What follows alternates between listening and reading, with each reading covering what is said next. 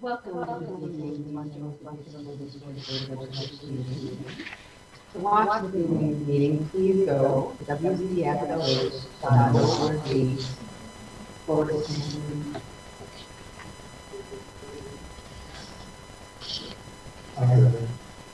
I didn't.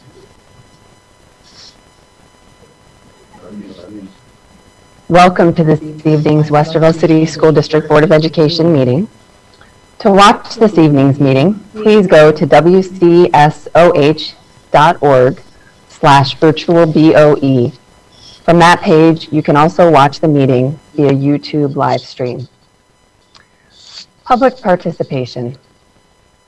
Though providing an opportunity for public comment during school board meetings is not a requirement, the Westerville City School District, WCSD, Board of Education believes it's an important part of its engagement with and accountability to the community. As part of our mitigation efforts to slow the spread of coronavirus, and in the spirit of maintaining an opportunity for our public to participate in these virtual school board meetings, we're offering interested persons an opportunity to submit written public comment. During a typical WCSD Board of Education meeting, there are two opportunities for individuals to address the board. While functioning under this virtual meeting environment, the opportunity to submit public comment will open when the meeting begins at approximately 6 p.m. and close shortly after each public comment section is reached on the agenda. Per Board Policy 0169.1, each statement made by a participant shall be limited to 5 minutes duration. When submitting your comments through the provided form, we ask you to please keep your comments professional, avoid the use of inappropriate language, and refrain from identifying individuals by name in the event of a complaint. You may use the following links to submit written comments for the board's consideration. You may submit comment regarding a specific agenda item or submit comment of a general nature. All comments submitted become a matter of public record and are subject to release under Ohio law and the Federal Freedom of Information Act. As with in-person public comments made during a traditional school board meeting, members reserve the right to respond immediately or withhold comment in order to conduct appropriate research and follow up with the speaker at a later time. Thank you in advance for your understanding and cooperation. We now call this meeting to order. Please join me in saying our Pledge of Allegiance. Oh, okay, sorry. We're going to call the roll before the pledge. Let's call the roll, Ms. Marshall. Mrs. Ottman. Here. Mrs. Davidson. Here. Dr. Nestor Baker. Here. Mr. Bell. Here. Mr. Velarda. Here. And now we'll move on to the Pledge of Allegiance. Pledge of Allegiance, please join me.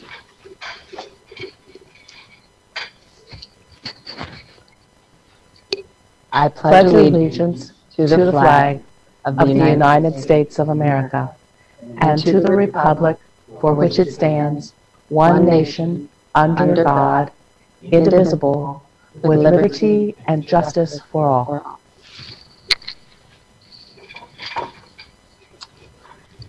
Moving on to item 4.01, temporarily suspend board policy P00169.1, public participation at Board of Education meetings. May I have a motion and a second? So moved. Second. Ms. Marshall, will you please call the roll? Mr. Bell. Yes. Mrs. Davidson. Yes. Dr. Nestor Baker. Yes. Mr. Velarda. Yes. Mrs. Ottman. Yes. And moving to 5.01, nominations for the office of president.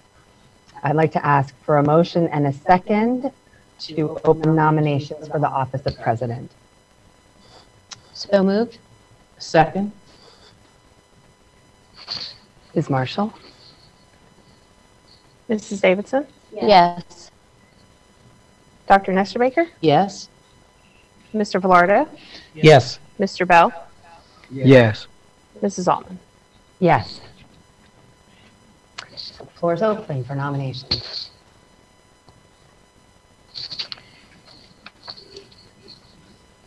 I'd like to nominate for president of the Westerville City School District Board of Education, Reverend Vaughn Bell.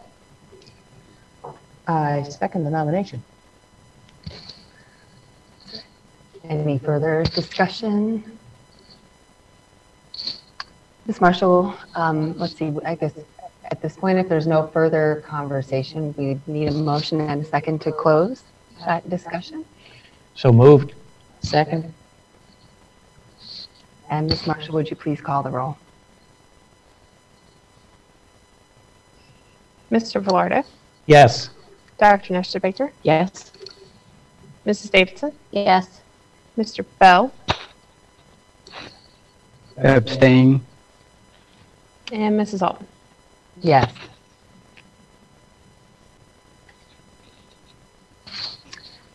And at this point, now that the nomination is complete, we would need a motion and a second to vote on the nomination that's been made. Oh, we just need to vote. Okay. Just voting. So this is a vote for Mr. Von Bell for president for calendar year 2021. Mrs. Altman, Yes. Mrs. Davidson, Yes. Dr. Nestor Baker, Yes. Mr. Velarde, Yes. and Mr. Bell. Abstain.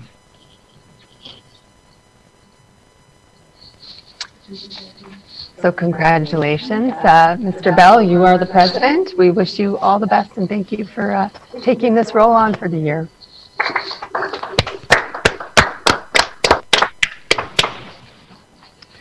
Thank you all very much. Look forward to another productive year of working together. At this time, we will move to our next agenda item, which is 5.04, nominations for the office of Vice President. May I please have a motion and a second to open the nominations? So moved? Second. Ms. Marshall, would you please call the roll? Mrs. Davidson, Yes. Mr. Velarde, Yes. Mrs. Altman, Yes. Dr. Nestor Baker, Mr. Bell. Yes.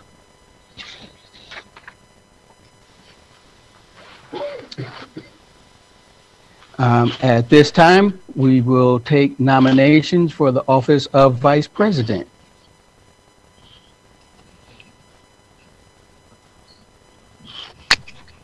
I would like, sorry, go ahead. I would like to nominate Dr. Nestor Baker for vice president. Second? Third. Okay, at this time, we will, may I get a motion and a second to close the nominations? So moved. Second? Ms. Marshall, would you please call the roll? Mr. Velarde, Yes. Mrs. Altman, Yes. Mrs. Davidson, Yes. Dr. Nestor Baker, Yes. Mr. Bell. Yes.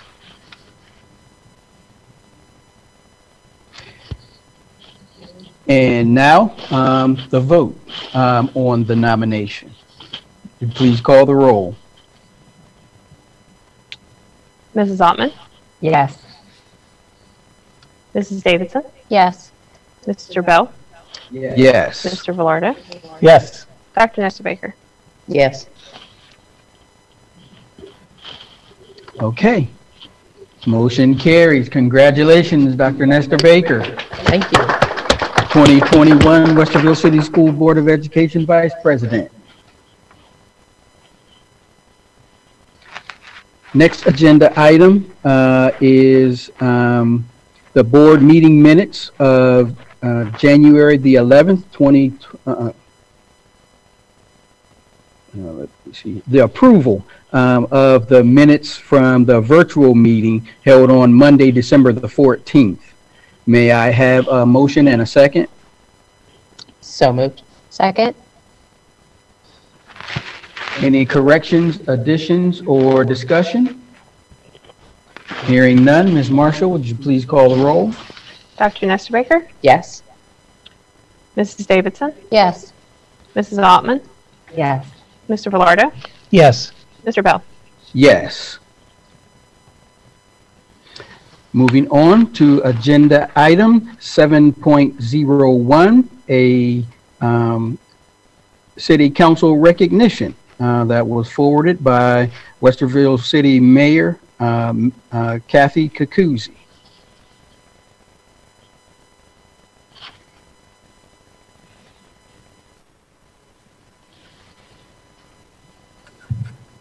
Hello, everyone. Oh, there she is. Happy New Year to everyone. Can you see me? Yes, good evening. Glad to have you tonight. It's good to see all of you again. What a great year we're going to have this year, right? Yes. Absolutely. Indeed. I'm excited. Congratulations to Mr. Bell and Dr. Nancy Nestor Baker for your election. As always, look forward to working with all of you and hope we can do a lot of good things. So I have a proclamation for you. You've actually physically received it since I can't come in person, but I'd like to read it for everyone for the record.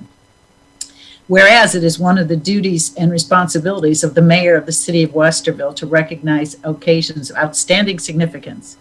Whereas our community values a quality education as a vital step along the pathway to success for our children. And whereas Dr. Nancy Nestor Baker, Tracy Davidson, Vaughn Bell, Jennifer Altman, and Rick Velardo contribute greatly to this community through their service on the Westerville City Schools Board of Education. And whereas these local decision makers set the policies and procedures to govern all aspects of school district operation. And whereas the school board keeps attention focused on progress toward the school district's goals and maintains a two-way communications loop with all segments of our community. And whereas these school board members are serving our community with integrity, with honor, and a commitment to our children's futures. Now, therefore, I, Kathleen Kakuzi, Mayor of the City of Westerville, Ohio, do hereby proclaim January 2021 as School Board Recognition Month in Westerville and urge all citizens to join me in recognizing the dedication and hard work of local school board members and in working with them to mold an education system that meets the needs of both today's and tomorrow's children. Congratulations, and thank you, everyone, for all your hard work.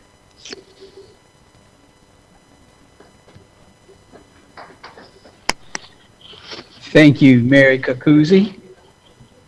Look forward to continued working together between the schools and our city. We also look forward to our joint meeting that we have coming up here. I do as well. So thank you. Thank you. Next item on the agenda is a school board recognition by Dr. Kellogg. Ms. Marshall. Thank you, President Bell. It's a pleasure to be here on behalf of Ms. Marshall and myself to offer congratulations on School Board Appreciation Month. So we have this opportunity to celebrate you. Thank you to Mayor Kakuzi for coming on behalf of the city to recognize your great work as well. So we have a couple of things for you this evening to add a little fun to the recognition. We have a proclamation I'm going to start with, and then we have a little video we would like to share with you in the public. So here we go in the proclamation. January School Board Recognition Month. Whereas it shall be the mission of the Westerville City School District to provide all students with the best possible education. And whereas the school board sets the direction for our community's public schools by envisioning the community's education future. And whereas the school board sets policies and procedures to govern all aspects of school district operation. And whereas the school board keeps attention focused on progress toward the school district's goals and maintains two-way communication loop with all segments of the community. And whereas serving on a school board requires an unselfish devotion of time and service to carry on the mission and business of the school district, particularly in 2020, I'll add that. And whereas the school board must respond on behalf of the community to the educational needs of students. And whereas the school board voluntarily accepts the above-mentioned responsibilities. Now, therefore, be it resolved that we, John R. Kellogg and Nicole Marshall, do hereby proclaim January 2021 as School Board Recognition Month in Westerville, and we encourage all citizens to publicly and privately thank the school board members for all the school districts, from all the school districts serving this community for their dedicated service to our children. We can't thank you enough for your commitment to these roles and responsibilities. We know how challenging they are, particularly this year, and we're thankful to have your leadership. So with that, Ms. Marshall and I would like to share a video that our good friend Joe Beck has put together for us. So it's about 11 minutes long, but I think there's some pieces in there you're really going to like. Get your tissues ready. Roll video.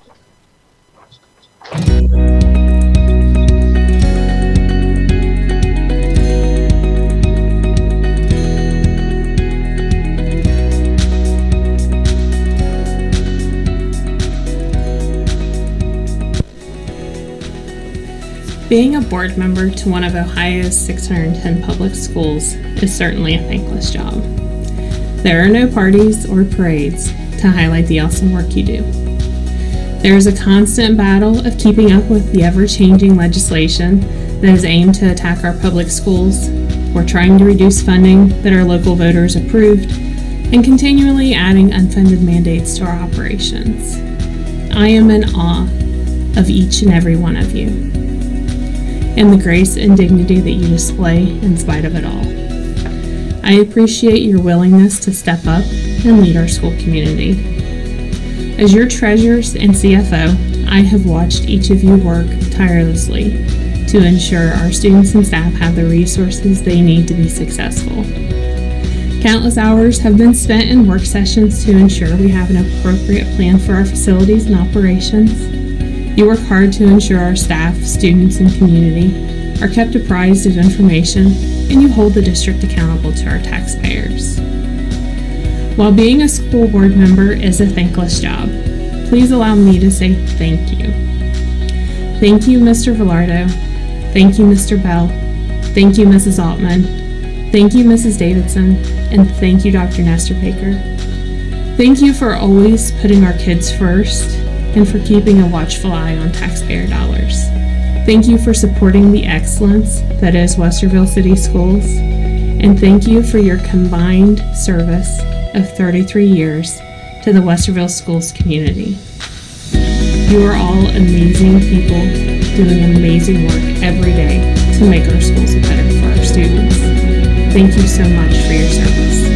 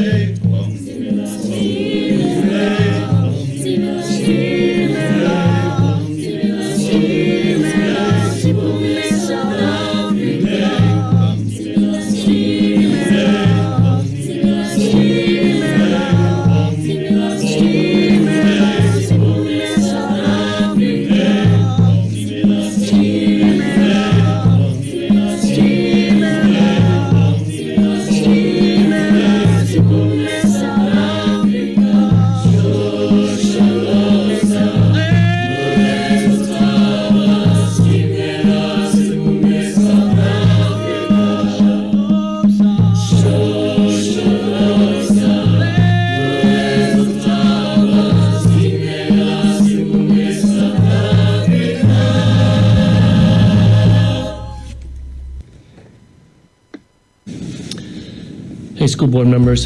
I'm honored to have this opportunity to recognize each of you during School Board Appreciation Month. As we make the turn to the second half of the school year, this seems like the best time to slow down for a moment and turn to say thank you for your leadership and support of our district. Now, you may have noticed the tie I'm wearing and that I selected a classroom for the backdrop of my recorded message.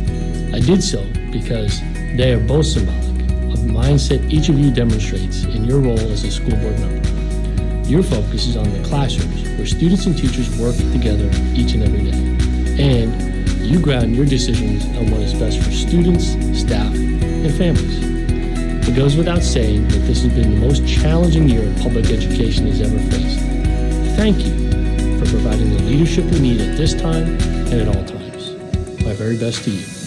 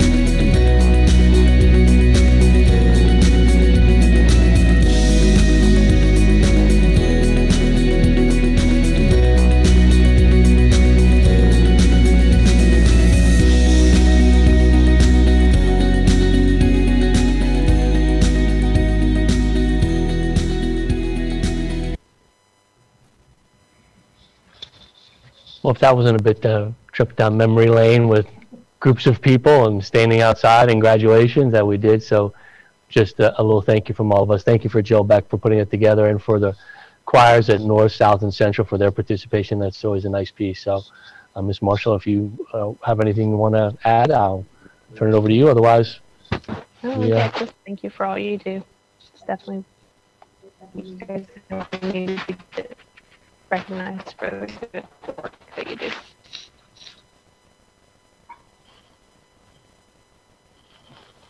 Well, thank you all so very much for the recognition. It is truly an honor and a privilege to be able to serve our students, our staff, and the community. So we truly just want to say thank you. Thank you very much. Agenda item 8.01, report superintendent's update. Dr. Kellogg, you're back up again. Thank you, President Bell. So just a couple quick notes for the board and for the community. I want to mostly touch on the conversation around vaccine and what does that mean for our school employees. So a couple pieces to this. Of course, we're all excited to see this come. It has opportunity. It's not a liberation day, but it is an opportunity for us to move forward. So a couple of things I would let you know. We have a particular group of employees who fall into that category 1A because they provide direct healthcare services to students. That would be our nurses and our clinic aides.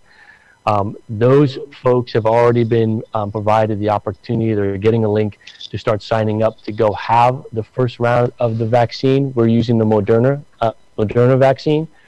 So they have the opportunity to go get their first dose of that vaccine. That's already in the works. Those will happen through Franklin County Public Health at the sites that Franklin County Public Health has put together for their vaccinations. The remaining group of our employees are what you often referred to as the 1B group that are up next. The timing of that looks like they're trying to begin that process for school employees in early February with a goal of having the first round of doses begun and finished by the end of February. Keep in mind this vaccine requires 2 doses in order to be most completely effective. 28 days apart, I believe it is, that they need to be. So there's a timing in there that we're looking at. This 1B group, our work with Franklin County Public Health, we're looking to partner with someone to be what is termed a recognized pandemic provider. That would be someone, a group or an entity that has been trained and is able to actually administer the vaccine on our behalf. So our vision for this is much like we do with the flu vaccine every late fall, early winter, where our staff is able to come on site here during school hours and after school hours to get the vaccine. So we're working on partnering with that. Couple of challenges with that. One is continuing to see how the supply chain of vaccine to the providers goes, and that's part of the storyline, whether or not that creates delays. They don't want to create long waiting lines for people to get the vaccine, so they're trying to be efficient about that. So working with that. And then the second part is identifying a provider who has enough staff available to come do that here for our close to 2,000 total employees when we count contracted services, et cetera, bus drivers, et cetera. So we're working through that one a little bit and hope to have someone identified here in the near future. The other part of that is you may have heard the expectation that school districts who prioritize being back in-person learning by March 1 as a requirement to be part of the 1B group.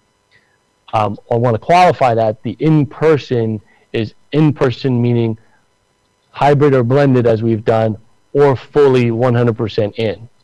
So because we've been in blended, we are eligible. I've already completed the required form back to ODE in stating our intent to be back in person March 1, meaning blended or fully if we get to that point.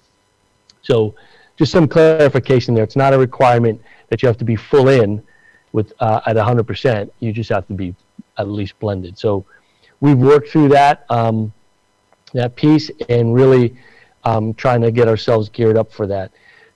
Staff will have the opportunity for a vaccine. There is no requirement for the vaccine because of HIPAA regulations. That is between them and their healthcare provider as they choose. So we'll work through that. So the other piece is a reminder that there is no vaccine for children, which is a big part of our population coming in. So it is a little bit different in schools and in other places. And a reminder that the vaccine means that the individual who's had the vaccine is more resistant to the vaccine and, to infection and all of these symptoms that come with that. Still some concerns about ability to spread the virus because you may still be carrying it even though you're not showing symptoms and your body's fighting it off. So we're looking at all that and those questions as we venture into this new opportunity. So still on the front end of gaining information. I have my weekly meetings with Franklin County Public Health, Delaware County Public Health. We'll continue moving forward on that part. I anticipate the district making an announcement regarding our intent for starting next week. We'll start looking at the data, pull our team together, and have an announcement on that, hopefully by the end of tomorrow or early Wednesday, so people have enough time to make arrangements as needed. I have no preconceived notions at this point, so don't read anything into that other than we'll convene our team tomorrow and look at what we know at this point. So happy to answer any questions the board might have regarding the vaccine or where we are as a district at this time.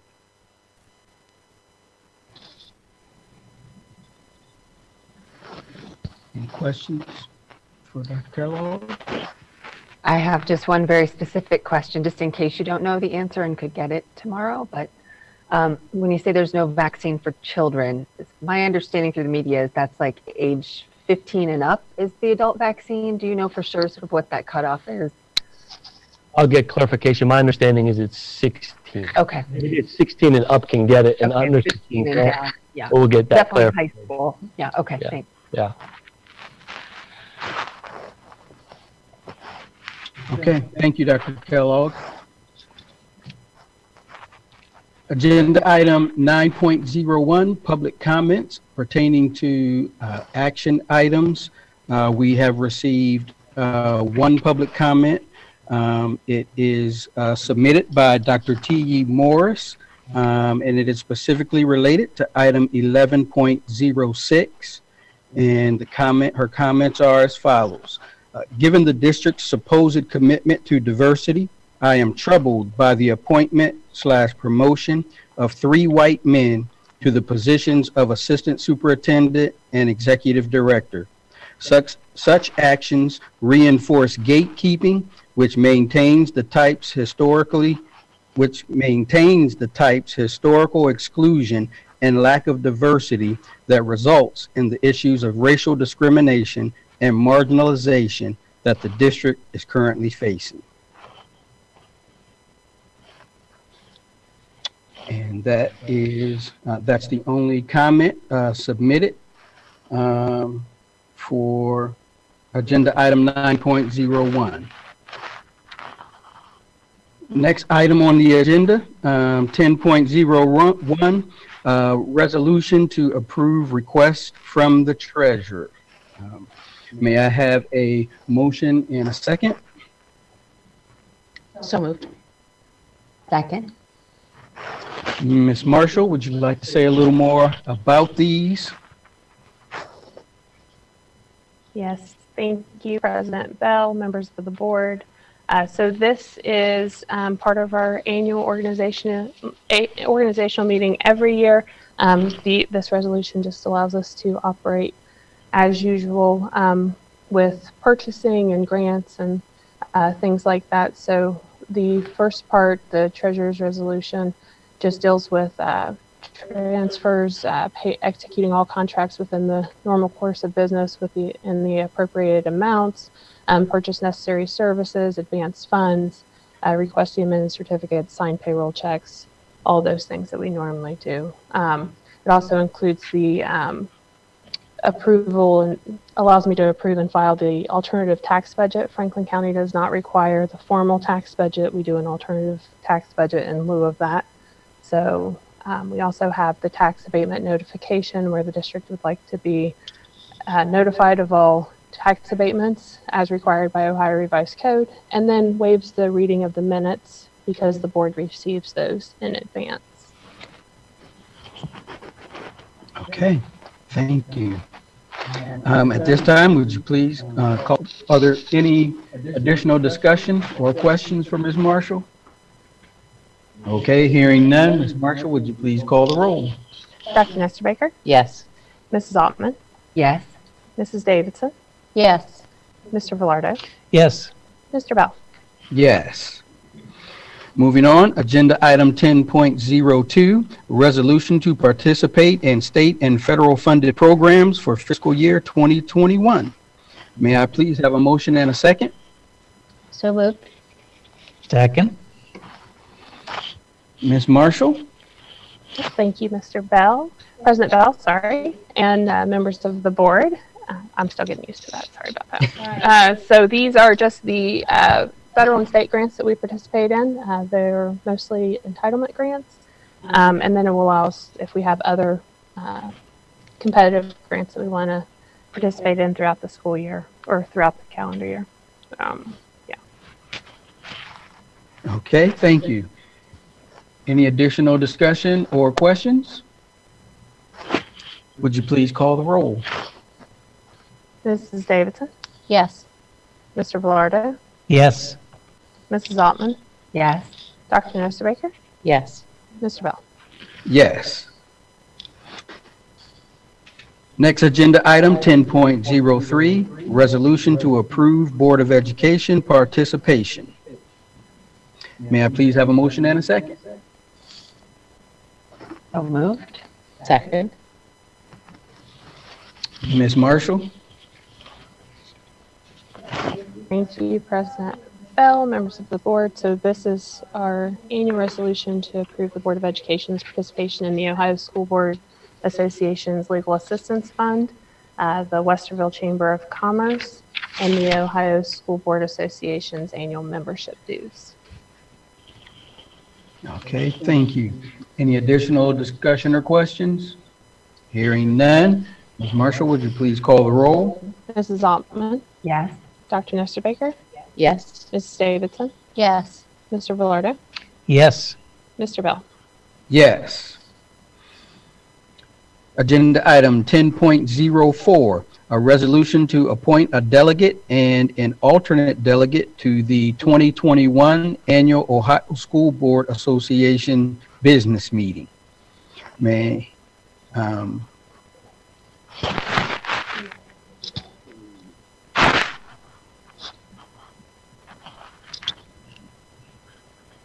so may I have a motion to appoint the delegates?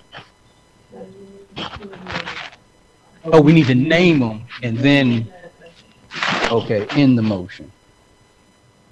So I'm supposed to do the motion or whoever delivers the motion? Yes, okay. If you would please name those that you would like, whom you would like to have serve as the delegate in the motion when the motion is made. I would like to move that Miss Jen Altman be the delegate for the 2021 annual OSBA business meeting.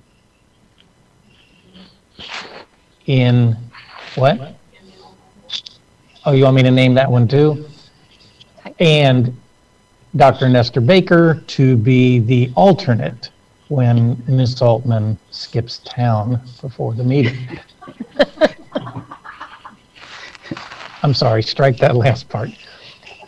Ms. Altman for the delegate, Dr. Nestor Baker for the alternate for OSBA business meeting.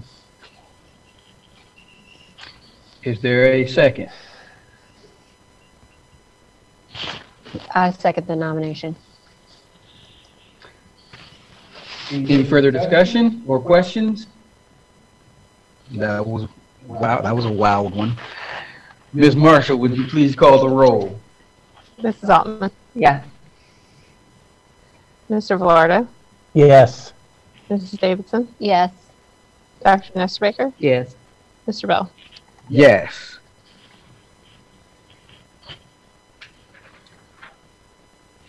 Next item on the agenda is the personnel consent agenda. I would like to get a motion and a second to consider agenda items 11.01 through 11.10 together. So moved. Second. Third. Ms. Marshall, would you please call the roll? Oh, are we discussion? Okay. So, Dr. Kellogg, you will present to us on the personnel consent agenda today. President Bell, you did an outstanding job up there first time. You're doing a great job. Members of the board, it says Dr. Kellogg here in the comma, but that'll be myself. I'm taking over for Dr. Hopkins tonight since she's embedded in the agenda tonight, so I thought I'd present this. I'd like to present for your consideration the personnel consent agenda. Some of the highlights included in this consent agenda are as follows. There are 7 classified resignations. I'd like to point out one, if you wouldn't mind. Brent Kessler from our food service, who is leaving us for another position. We wish Brent well. He's done this outstanding work here, particularly these last few months of food service. I think by last count, we're closing in on 500,000 meals. We're going to be like McDonald's with the sign out there that they used to do with 500,000 people served. So thank you, Brent. We wish you well. And to all of those that are moving on, thank you. With respect to employment, we have 3 individuals who are being recommended for employment to a variety of classified positions. We also have a number of individuals being recommended for a variety of supplemental and pupil activity positions. I also would like to point out those items under 11.05 and 11.06, which are the changes in assignment for classified and for certificate administrators. As you know, we're moving Dr. Paul Hopkins out of his Executive Director for Human Resources into the Assistant Superintendent for Teaching and Learning. Part of that will involve oversight of the pre-K through 12 program and leadership. There'll be some changes in some direct reports on the curriculum instruction side related to special education, gifted education, English language learners, equity, and student wellness. Those will now be direct reports to that position. With Dr. Hopkins moving from his executive director position, we'll move Steve Mazzi, who's currently a director of human resources, to the executive director position. As you know, Dr. Mazzi comes to us with a wealth of experience, having been a superintendent. He has great background and experience in HR. He's worked in that department. He's well known amongst our association leaders and our teachers, and we welcome him to that position. With Steve's move, Mr. Massey's move, of course, we now have an open assignment in our HR department, and we'd like to elevate Carrie Dennis, who's been in charge of our food service for a while, and allow her an opportunity to expand her responsibilities and leadership into the human resources side with classified staff. Carrie has outstanding leadership expertise. She's done a great job of working with people in that part of our organization and in those classified groups as well. And we think it's a great growth opportunity for Carrie moving forward. We're excited to offer that opportunity to expand her work. And then the other tweak is Scott Dorn to Assistant Superintendent for Operations. For Mr. Dorn, what that means is human resources will now report to the Assistant Superintendent for Operations. So we're expanding his responsibilities beyond where he's at now. So those are the 4 changes that we're looking at right now. This allows us to continue providing greater alignment and clarity to what we're doing. We have continued ongoing conversations about how to align ourselves with the needs of the district. These are some great opportunities for people who have provided leadership to move into for Dr. Hopkins, a new role, and for others to expand their roles in the work that they're doing. So happy to answer any questions that you might have, but that's the personnel consent agenda for this evening.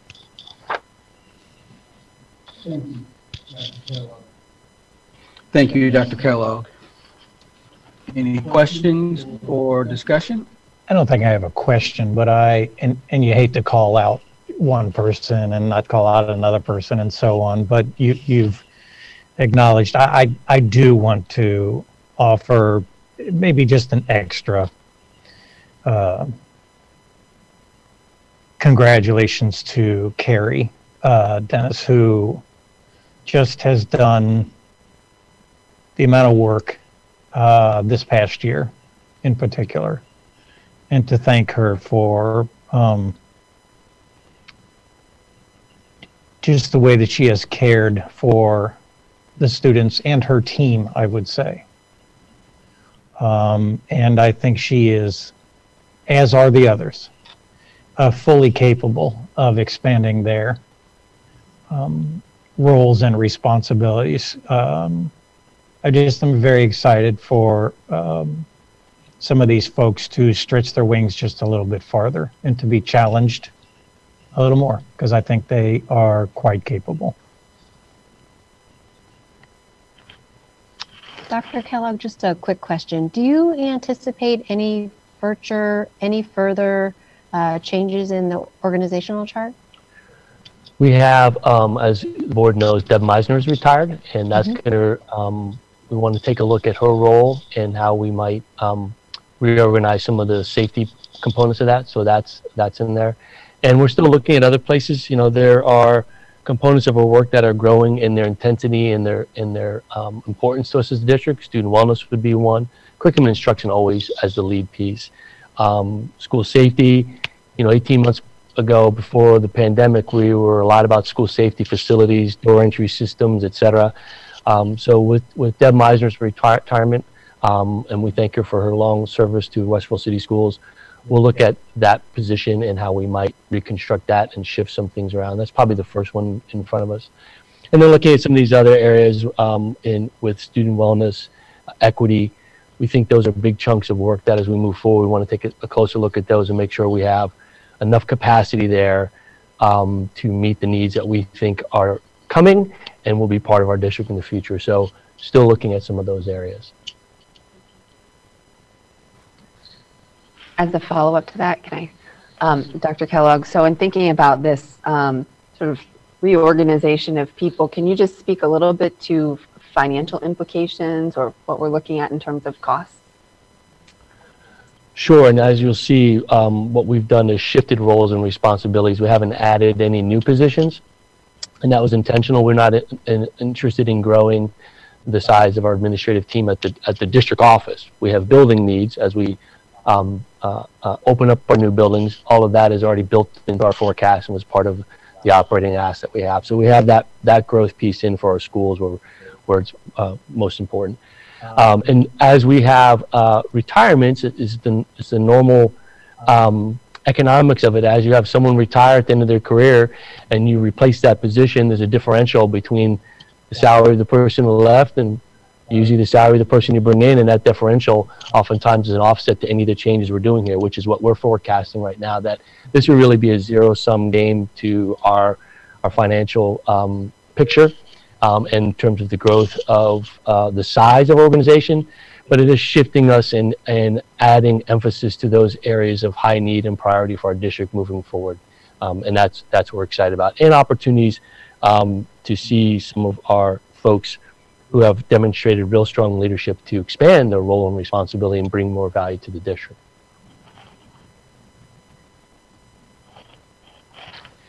So, Dr. Kellogg, I am pleased that we're going through a bit of reorganization administratively at this point. Too often the district has faced administrative reorganizations as a function of severe financial strife. And what happens when we have to make those kind of decisions in the district is positions sometimes get ladled on lots of other work to take on. And as we look at moving the work into different areas where it makes more sense for it to reside, and doing so in a way that is actually, as you said, a significant, I view it as a significant issue of no financial impact. I just wanted to congratulate you for taking a very thoughtful approach and really helping to And surely the people in those positions are people who know this district, love this district, breathe this district, and have significant capacity to assume these reconfigured additional responsibility roles. So I think it's really good to see, with each organization or reorganization that occurs, I tend to look backward and say, okay, so this person assumed these roles during this time, and now we're able to remove some of those roles and provide that person with the fuel and energy and resource power behind them to do the job that they are best suited to do. And I see that happening all across your thinking with the way you're looking at the administrative team. So I thank you for the time and the thoughtfulness, and I thank all of the team members for their willingness to adjust and assume new roles.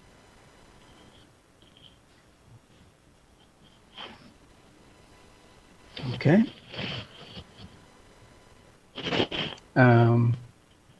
Ms. Marshall, would you please call the roll? Dr. Nestor Baker, Yes. Mrs. Altman, Yes. Mrs. Davidson, Yes. Mr. Velardo, Yes. Mr. Bell. Yes. Moving on to agenda item 12.01.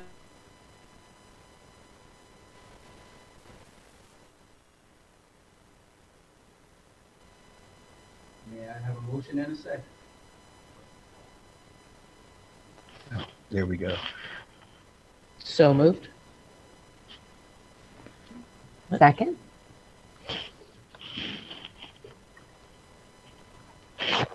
Ms. Marshall, would you please call the roll? Dr. Nestor Baker, Yes. Mrs. Altman, Yes. Mrs. Davidson, Yes. Mr. Velardo, Yes. Mr. Bell. Yes. Agenda item 12.02. This also is a final reading, 7th and 8th grade art for middle school and art in a digital world for high school. May I have a motion and a second? So moved. Second? Any discussion? None. Ms. Marshall, would you please call the roll? Mrs. Altman, Yes. Mrs. Davidson, Yes. Dr. Nestor Baker, Yes. Mr. Velardo, Yes. Mr. Bell. Yes. Agenda item 13.01, new business. There is none. So we will move on. Agenda item 14.01, to appoint the board designee as public records official. May I have a motion and a second? So moved. Second. And let me also note here that Ms. Marshall, the district treasurer, is who will serve as our designee. Any discussion? Questions? Thank you, Ms. Marshall. Thank you, Ms. Marshall. Would you please call the roll? Dr. Nestor Baker, Yes. Mr. Velardo, Yes. Mrs. Altman, Mrs. Davidson, Mr. Bell. Yes. Agenda item 14.02, resolution to establish the 2021 Board of Education meeting calendar. May I please have a motion and a second? So moved. Second? Any questions or additions or changes to the schedule? Ms. Marshall, would you please call the roll? Mr. Velardo, Yes.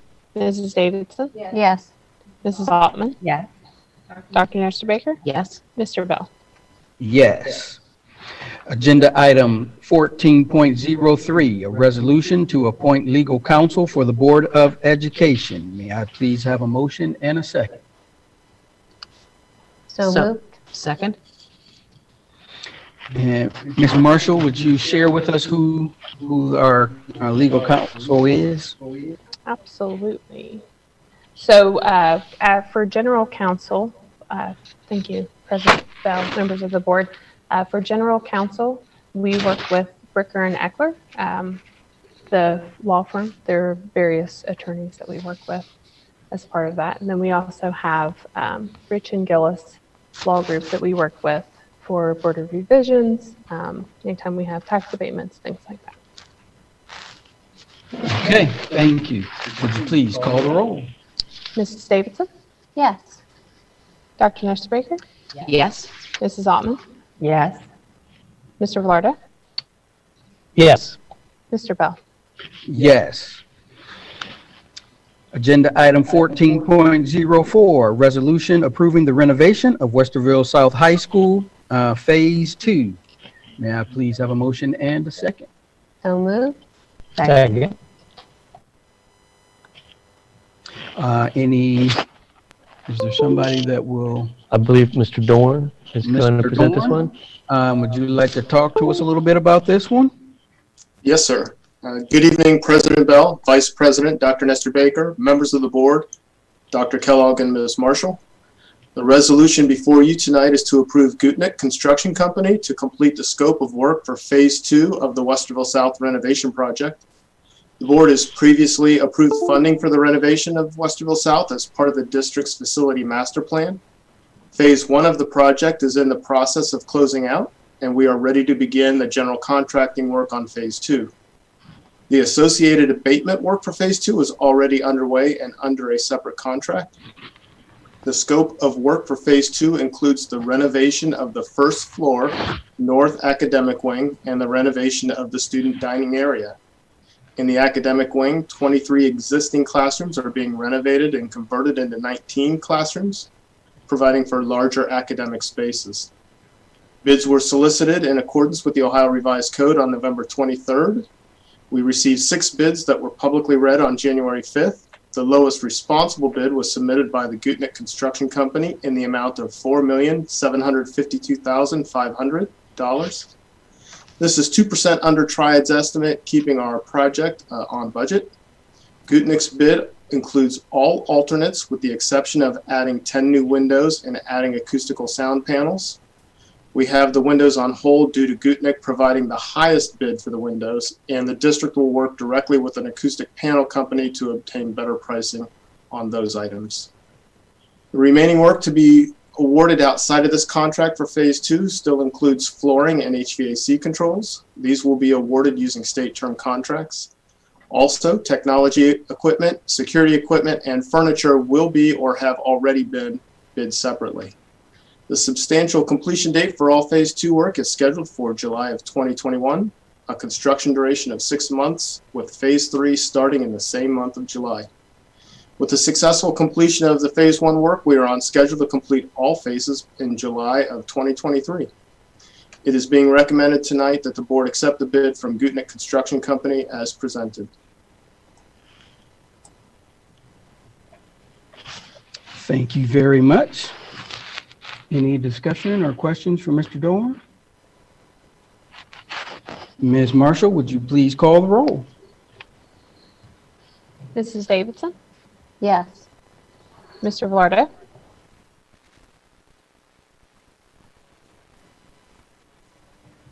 Mr. Bell. Yes. Moving on, agenda item 15.01, public comments. We have one comment that has been submitted by Mr. Todd Lotz, and it reads as following. In the spirit of being open and transparent, voiced dozens of times over the last 6+ months, parents like myself have been asking about the timeline of rescheduling hybrid weeks since the B group is still being shorted. Each time we have heard there is a plan, or at least working plan, yet in every board meeting, there has not been a single word about what that working plan is. History shows that when one says they are being transparent and honest, yet not reveal that information, That is a blatant sign of a lack of a plan. Why is it so difficult to state as of now what that plan is?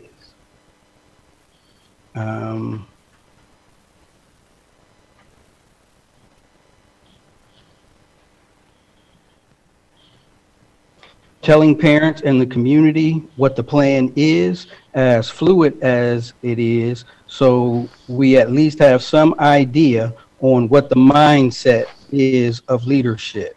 This is yet another example of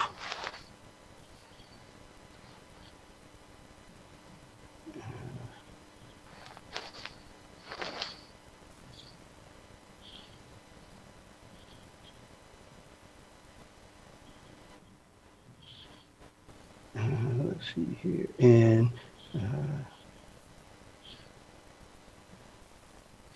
outside of 2 board members who either voted against or abstained from, not reading that. Parents and community deserve at least that amount of respect. You can't talk out of both sides of your mouth without losing credibility and trust. Thank you. Okay.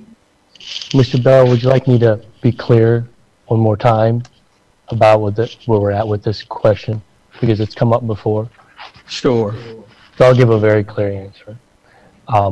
We are targeting later in the school year, once we're past the disruptions that come with COVID right now and potential weather implications that may affect which cohort is in and which cohort is out. When we feel that we're in a position to make one clear move to remedy any imbalances in those cohorts in the future, we will do so. But it will not happen in January. It will not happen in February. The earliest we would project that we would make an adjustment would be March. And that adjustment will be based upon whether or not we still have the same imbalances we see today. And until we clear these interruptions that come from COVID and interruptions that come from the weather, we're not going to make a change, only have to do it again. So the soonest we would see any correction would be March. And that will, again, depend on those 2 factors, and we'll see where we're at. Okay. Thank you. Agenda item 16.01, board comments. Who would like to start us off? I have just a few quick things. It's a couple of things, so I'm going to go through this very quickly. To those who had a hand in the thanking us video, thank you, Dr. Kellogg, Ms. Marshall, for your heartfelt words. To the choirs, awesome. Just really thank you so much for that. And thank you for choosing Langston Hughes' I Dream a Dream. Just a pretty powerful piece of poetry set to music. I dream a dream where love will bless the earth. We could just land on that. So thank you. To our new leadership, to Reverend Bell and Dr. Nancy Nestor Baker, thank you for taking this role. Thank you for just what you will do with excellence, I'm sure. And I'd like to give you a first assignment, if that is okay. There are 2 Westerville North students that have recently won a poetry slam, and the theme was focused on hope. And these 2 students from North actually won, and the title of one of them, Hope is Serenity in a World of Fire. The other title, the other student, The Specter of Hope. I'd like to encourage you, if we could get them, I know they can't come here, but if they could be filmed, sharing that with us and our vast audience, I think that would be an awesome thing, because I need hope. I don't know if you need hope, but I need hope. Real quickly, there is a lot of talk on the legislature and that entity about equity and emphasis and fairness. And then they have the audacity to link the vaccinations to a district pledging to be in on March 1st, either hybrid or full in. That doesn't impact us. We know That's okay. But our friends in the big urbans, like Columbus and Cleveland and Cincinnati, the very students and staff who are most likely to be impacted by this virus are the ones who are most likely not to be able to be in class on March 1st, and therefore that staff are most likely not to be able to receive the vaccination through the state. I think that's a ridiculous move, and I am challenging. I'm a part of the legislative liaison. I believe Ms. Altman, you are the other legislative liaison. I am challenging the governor and his office to remove that as a requirement that a school district be in by March 1st in order for those folks to receive their vaccinations. I think that is holding hostage to people that need it the most. Last thing is the fair school funding formula. I'm going to call on you in a second, Ms. Marshall. The fair school funding formula died on the floor of the Senate. It's not dead. It was left on the floor of the Senate. There is a petition to reintroduce that to the Ohio legislature now. It is circulating. I try to avoid Facebook because I think it's an unhealthy place most of the time. However, that being said, I've put it on my Facebook page, so you're welcome to go there and sign that petition, or you're welcome to write me and I'll send you that petition. And I'm going to call on Ms. Marshall because tell how many people have worked on that school funding formula for so long and yet they let it die. So yeah, thank you, Mr. Velarde. So we have a whole host of superintendents and treasurers from around the state that have worked with legislators, and over the last, what's been 3 years now, I feel like we're on year 3, to put this into place. Representatives Bob Cupp and John Patterson, it's a bipartisan effort. It overwhelmingly passed in the House. I think the vote was 87-8 or 4, something like that. And the Senate just failed to bring it up for a vote at the end of the year. We do have Senator Matt Huffman, who is Senate President this year, who has said that he has some ideas about what school funding should look like. And as we all know sitting here, that he is not a friend of public education, and he has actually been a huge supporter of pushing for vouchers that takes public tax dollars away, locally voted tax dollars away from our public schools. So it's been a lot of work. It's been a bipartisan effort. Hopefully we can reintroduce it this year and have it as be part of the next formula, because the state is going to start working on their next funding formula. So I think the governor has to have his budget in place by March 15th, I think is the date. And then we'll go through the process that we go through every 2 years for the next budget to start on July the 1st. Thank you, Ms. Marshall. Dr. Kellogg, I didn't want to exclude you if you want to jump in and share just a word about that as well. To add to that, in that lineage, this isn't the first time that the opportunity's been there for legislators to act on it. And so this is more than a one-time miss. Listened to the rationale for not moving forward with it. And I don't find it very credible, particularly given the circumstances public schools have been in this last year.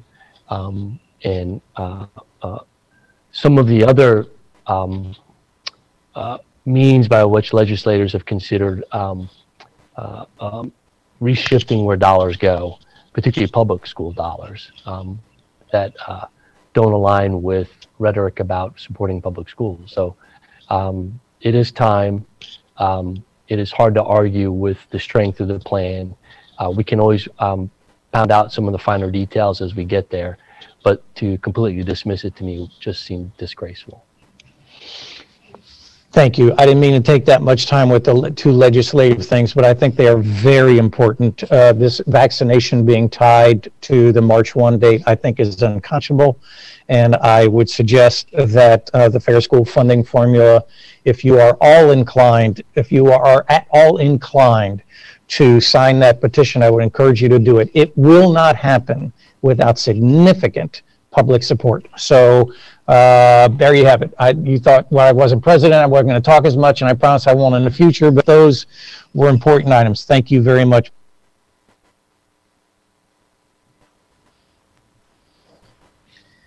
Well, I'll jump in then. I also, as I so often do, Rick, I'm just going to echo a number of things that you said, but I want to thank you for the School Board Recognition Month approach. The video was wonderful. Thank you, Nicole. Thank you, John, for taking part in that. Thank you, Jill, for doing that. And thank you so very much to our musicians from North and South and Central, both our students and our teachers. It is so wonderful to hear you and see you singing. I miss it so much during these times, and to see you is just soul feeding. So thank you. Thank you for giving us that gift. I want to piggyback, Rick, on what you were talking about with the Cup Patterson. I was, even though I should know better, John, because it's not the first miss, I was extraordinarily disappointed by Senator Huffman's cold-blooded destruction of the work that had gone forward. When we look at the overwhelming bipartisan support that occurred in the Ohio House of Representatives, at the incredible momentum that came with Cup Patterson and the bill that grew from all of that work by all of those experts, all of those people, all of those years, and then to have it shut down. If we can bring it back, it would be one of the best things we could do, not just for school funding, but also as a very potent reminder to Senator Huffman and those who, for whatever reason, have decided to go along with his odd rationale. It would be a very potent reminder of the importance of the people and the importance of the promises that are made to and that the people should be able to expect to have answered. I read that the basic balance between state and local funding for education is now at about the same level it was when the DeRolf decision, the landmark school funding decision, came down in Ohio. The school funding decision so many years ago that declared Ohio's approach to school funding to be unconstitutional. I read that while I was looking at my property tax bill, which has jumped significantly. And I thought about how the last issue that we had on the ballot was to raise just about the same amount of money that the state shortchanges us each year because we are what they call a capped district, which just means that they don't give us the money that their own formula says they're supposed to. We continue to bear a burden that should be taken by the state. There is equitable share. We don't have it. And Senator Huffman and his approach has made that equitability yet again out of our reach. So yes, we do need to sign the petition. We do need to once again make our voices heard.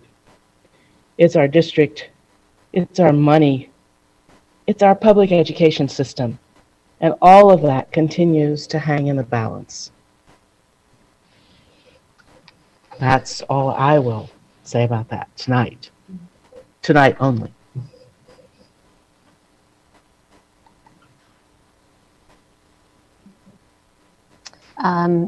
Just a big thank you to the city and Mayor Kukuzi. I appreciate your kind words, your support, and continued partnership. It's truly valued. Thank you to Nicole, John, and the choirs. That was amazing. I truly appreciate all the kind words. And thank you, Jill Beck, for putting that together. It was beautiful.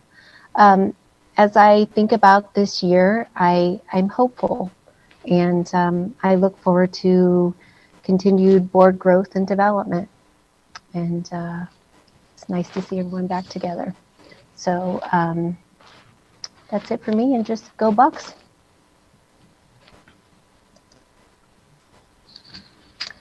Thanks. Well, I'm going to do a lot of echoing. See, Mr. Blarter used to make me go first, so I get to wait and just echo lots of people here at the end. So again, I just want to thank you for the recognition, Dr. Kellogg, Ms. Marshall, I want to thank whoever put it on the marquee at Westerville South that students should thank a school board member, because my daughter went and picked up her art supplies and came home and said, "Mom, I'm supposed to thank you." And I almost fell out of my chair. Like, what happened? And she told me because there was a sign at school. So thank you, whoever put that up there. Appreciate it. And yeah, the students, it's just wonderful to hear your voices and your singing. You're just amazing. So thank you for that. And yeah, let's fight for school funding, fair school funding. Let's do it. It's got to happen. So I guess those are the local issues. And then I just want to say, for those of you who don't know, that my profession is in the history field. So I spend my week dealing with history, which a lot of people think is tidy in a textbook, and it's about dates and it's clean. And I can tell you that history is a mess when you're living through it. And that's kind of what things look like right now when you look out into the world and what happened this week in Washington, D.C.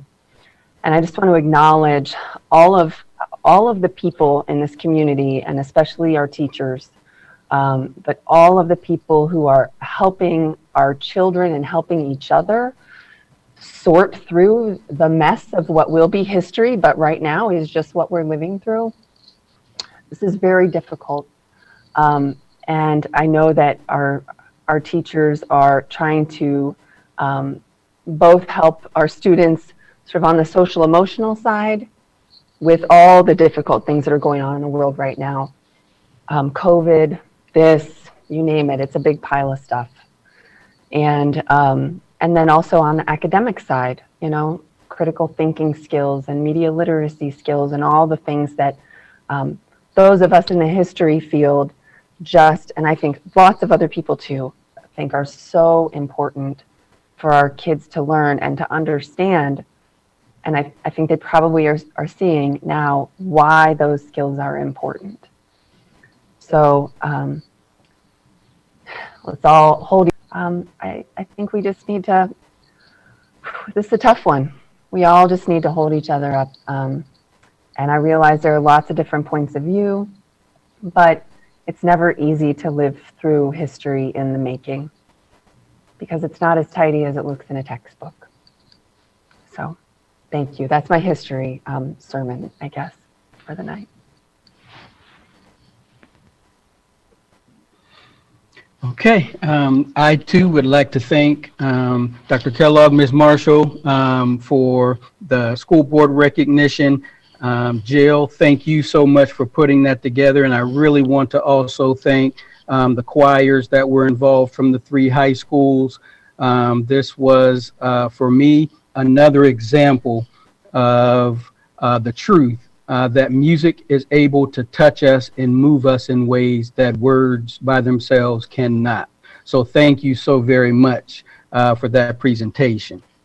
I also echo the concerns around the fair school funding issue, and also that Reverend Velardo brought up and mentioned the stipulation in the vaccine protocols that are being rolled out in terms of school districts would need to be scheduled to go back into at least hybrid school days by March 1st. I too believe that is an unfair, unjust, certainly inequitable way to go about rolling out the vaccine as it relates to schools and school districts. Coming up on, this will be my last thing, coming up 1 week from today, on January the 18th, which is the Martin Luther King Jr. holiday, Leadership Westerville, the MLK Legacy Project, will present its 16th annual Martin Luther King Jr. breakfast celebration. It will be a virtual event this year. For more information, you could visit westervillechamber.com to get more information. The theme for this year is the moral imperative to love. And I think there's nothing that really speaks more poignantly to our pathway forward as a nation and as a community than that. So I invite you, westervillechamber.com. The keynote speaker this year will be the Reverend Dr. Joseph Kovich from St. Matthew's Episcopal Church here in Westerville. And there will also be a community conversation on Monday the 18th at 7:00 p.m. But again, all that information can be found at westervillechamber.com. Okay. Agenda item 17.01. Per the approval of item 14.02 on our agenda this evening, the next virtual hybrid regular board meeting will be held on Monday, January the 25th, 2021 at 6:00 p.m. at the Early Learning Center, 936 East Wind Drive, Westerville, Ohio, 43081. Next, I'd like a motion and a second for adjournment. So moved. Second. Ms. Marshall, would you please call the roll? Mr. Velardo?